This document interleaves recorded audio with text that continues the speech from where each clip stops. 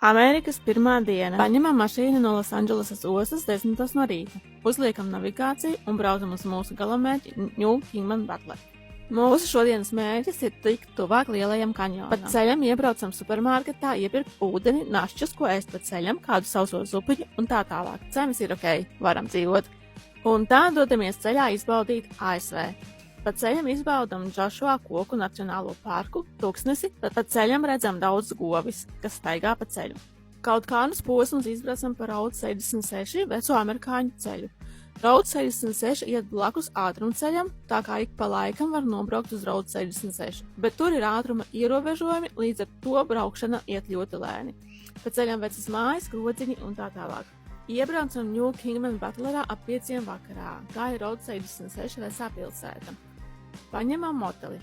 Amerikā vispār populāri ir 4-vietīgas istabiņas. Istabiņā ir 2 king-size gultas, un no tā nevajag baidīties. Ļoti labi var iekonomēt naudu, ieceļot 4. Divatā atstātu tādu pašu naudu. Tas ir 81 eiro uz 4. Izstaigājam pilsētu, apskatām vecos vilcienus un ejam gulēt, lai rīt jau brauktu tālāk.